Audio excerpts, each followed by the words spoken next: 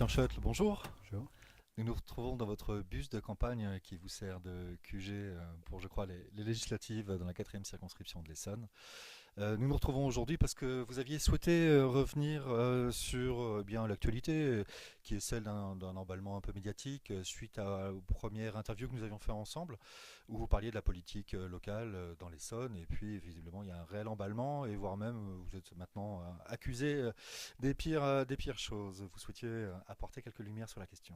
Je suis formidablement surpris parce que ce que nous avons dit dans notre petite interview de l'autre jour, je l'ai dit il y a des années. Je veux dire que je n'ai pas attendu ni une élection présidentielle, ni une élection législative pour le dire. Et dans mon blog, je l'ai dit depuis très très longtemps. Je pensais même que ça ne serait pas du tout une surprise, que tout le monde le savait et qu'on n'en parlerait plus, quoi. Je vais vous donner juste un exemple d'une espèce de nonchalance collective d'un certain nombre d'élus qui considèrent ça comme normal.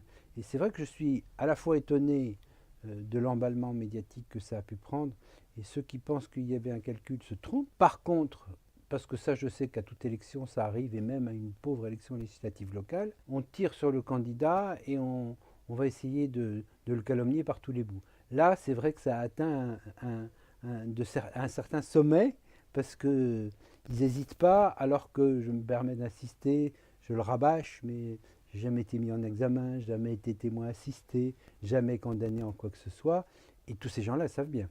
Il y a une affaire, je crois, de condamnation. Vous avez été frappé d'inéligibilité, je crois. Alors j'ai été frappé d'inéligibilité parce que lors d'une élection où j'ai été élu au premier tour sur mon canton avec plus de 64% des voix, mon comptable, bizarrement, mais mon comptable a remis les comptes de campagne à la commission des comptes de campagne avec 24 heures de retard.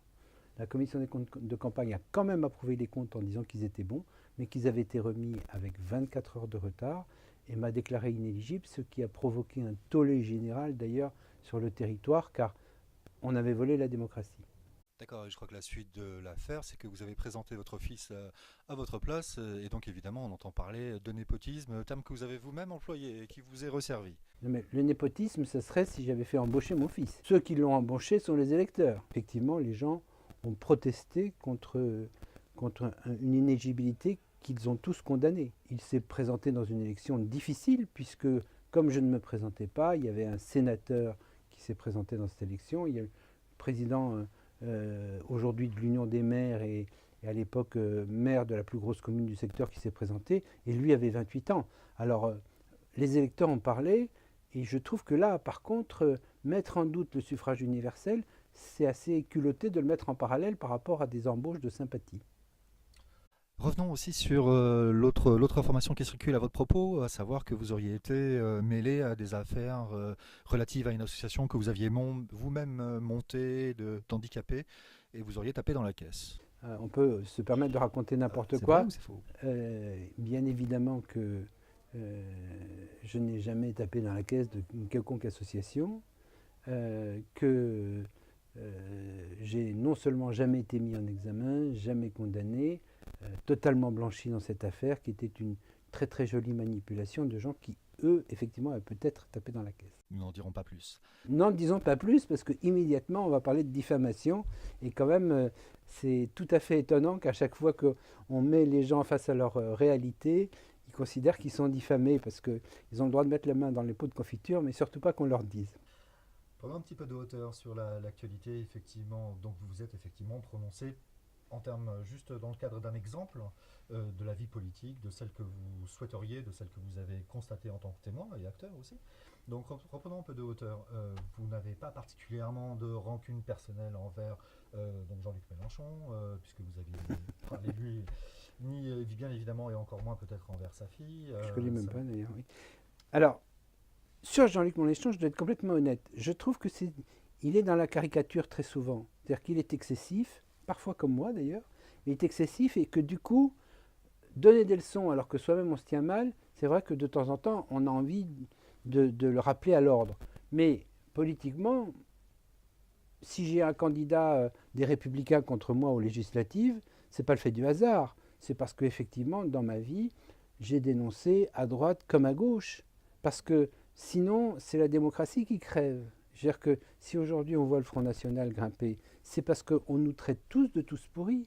Donc il est de l'ordre du salut public de ne surtout pas avoir de réaction partisane par rapport à l'illégalité. On est un voyou, qu'on soit de gauche ou de droite, on est un voyou. Alors qu'on ne me fasse pas le procès de rouler pour Pierre, Paul ou Jacques, je n'ai jamais roulé pour personne.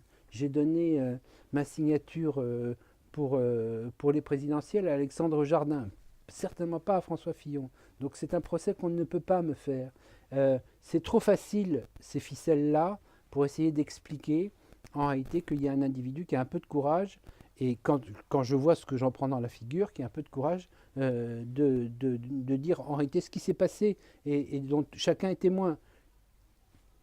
Donc si je reprends ce que vous dites, vous ne roulez ni pour le candidat de droite, ni pour le candidat d'extrême droite, puisque une certaine sphère politique d'extrême droite s'est repaix de votre vidéo qui incriminait Jean-Luc Mélenchon. Donc ni d'extrême droite, ni de droite, peut-être pour la gauche. Oui, c'est ça. Il faut bien que je roule pour quelqu'un. Non, je roule pour personne. Et alors, quant au Front National, c'est quand même, si j'étais pas consterné, je me taperais les cuisses de rire, parce que comme j'accueille des réfugiés syriens à mon domicile, en même temps, la même fachosphère me tape sur la figure parce que je reçois des réfugiés qui forcément n'ont pas de papier, qui forcément sont des clandestins et pourquoi pas des djihadistes. Donc c'est extraordinaire parce que ces gens-là m'instrumentalisent d'un côté et me tapent sur la figure de l'autre. Je laisse tout ça à ces gens-là. Je suis certainement un tout petit peu modestement un lanceur d'alerte depuis 30 ans.